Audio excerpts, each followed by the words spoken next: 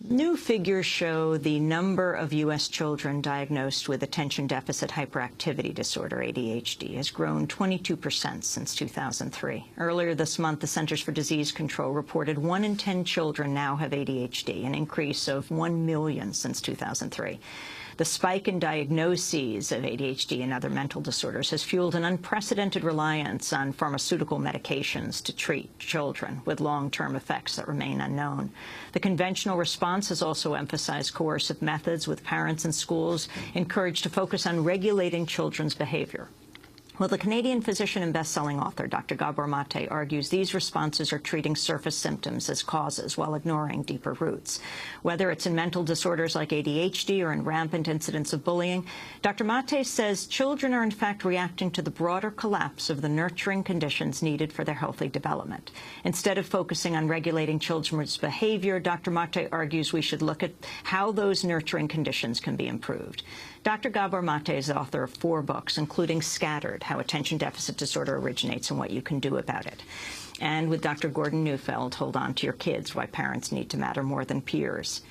Earlier this year, he appeared on Democracy Now! To discuss his work on drug addiction, as well as on the mind-body connection, the role of emotions and stresses in the development of chronic illnesses. Well, Dr. Maté recently returned to our studio to talk about ADHD, parenting, bullying, the education system, and how a litany of stresses on the family environment is impacting American children. In the United States right now, there are 3 million children receiving stimulant medications for ADHD. ADHD means? Attention deficit hyperactivity disorder. And there are about 500,000 kids in this country receiving heavy-duty antipsychotic medications. Medications such as are usually given to adult schizophrenics to regulate their hallucinations.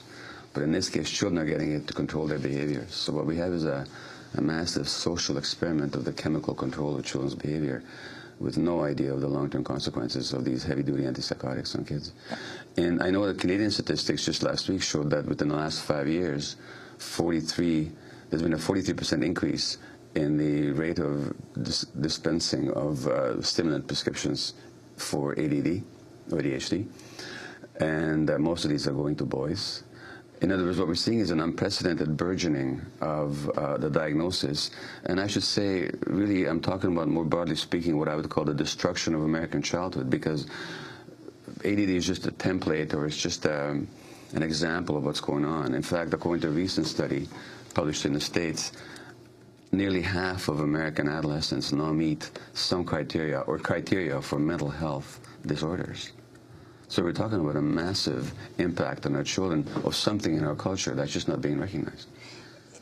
Explain exactly what attention deficit disorder is, what attention deficit hyperactivity disorder is. Well, specifically ADD is a compound of three category called set of symptoms. One has to do with poor impulse control. So these children have difficulty controlling their impulses. When their brain tells them to do something from the lower brain centers, there's nothing up here in the cortex, which is where the executive functions are, which is where the functions are that are supposed to tell us what to do and what not to do. Those circuits just don't work. So there's poor impulse control. They act out, they behave aggressively, they speak out of turn, they say the wrong thing. Adults with ADD will shop compulsively or impulsively, I should say, and again behave in impulsive fashion. So poor impulse control. But again, please notice that the impulse control problem is general amongst kids these days. In other words, it's not just the kids diagnosed with ADD, but a lot of kids. And there's a whole lot of new diagnoses now. And children are being diagnosed with all kinds of things. ADD is just one example. There's a new diagnosis called oppositional defiant disorder, which again has to do with behaviors and poor impulse control. So that impulse control now has become a problem amongst children in general, not just the specific ones diagnosed with ADD. The second criteria for ADD is physical hyperactivity. So the part of the brain, again, that's supposed to regulate physical activity and keep you still, just again doesn't work. And then finally, in the third criteria, is poor attention skills. Tuning out, not paying attention, mind being somewhere else, absent-mindedness, not being able to focus, beginning to work on something, 5 minutes later the mind goes somewhere else. So kind of a mental restlessness and a lack of being still, lack of being focused, lack of being present. These are the 3 major criteria of ADD. In a little bit, I want to ask you about how taking all this medication, being so heavily medicated, especially for a young person, affects their development. Right. But I want to go to this point that you just raised about the destruction of American childhood. What do you mean by that? Well, the conditions in which children develop have been so corrupted and troubled over the last several decades that the template for normal brain development is no longer present for many, many kids. And Dr. Bessel van der Kolk, who is a professor of psychiatry at Boston University of Boston, he actually says that the neglect or abuse of children is the #1 public health concern in the United States. A recent study coming out of Notre Dame by a psychologist there has shown that the conditions for child development that hunter-gatherer societies provided for their children, which are the optimal conditions for development, are no longer present for our kids. And she says, actually, that the way we raise our children today in this country is increasingly depriving them of the practices that lead to well-being in a moral sense. So what's really going on here is that the developmental conditions for healthy childhood, psychological and brain development are less and less available, so that the issue of ADD is only a small part of the general issue that children are no longer having the support for the way they need to develop. A big issue in the United States right now, especially with one teen suicide after another, in this case of gay and lesbian teenagers, is the issue of bullying. Reports just coming out on bullying just recently released that shows 17% of American students report being bullied 2 or 3 times a month or more within a school semester, with girls and boys having similar rates. This was in a survey of, more than 500,000 U.S. students between the 3rd and 12th grade. How does bullying relate to this? Well, you see, again, if you look at the school boards, and bullying has become a problem, there's hardly a school board in North America that doesn't have zero tolerance policies. Meaning, it's, these kids who bully are then, once identified as bullies, they're excluded and they're punished, which is a typical North American behavioral response. And again, what they're ignoring is the causes of the bullying problem. And if you look at, whether you look at aggression in kids or bullying kids, amongst kids, or precocious sexuality, or poor impulse control, or any of the issues that are plaguing parents and educators these days, what you're talking about, again, is the lack of healthy conditions for childhood development. The bully is just a kid who is emotionally very immature, has a desperate need to belong, and the way he attempts to do so is by exploiting somebody else's vulnerability. But these are not deliberate behaviors, so they don't call for punishments. What they call for is the understanding of where bullying arises out of, just as the general conditions for childhood development are lacking. And so the conditions for empathy and insight. You see, there's parts of the brain in the prefrontal cortex, right here in the front of the brain, whose job it is to regulate our social behaviors. They give us empathy, they give us insight, they give us attuned communication with other people, they give us a moral sense.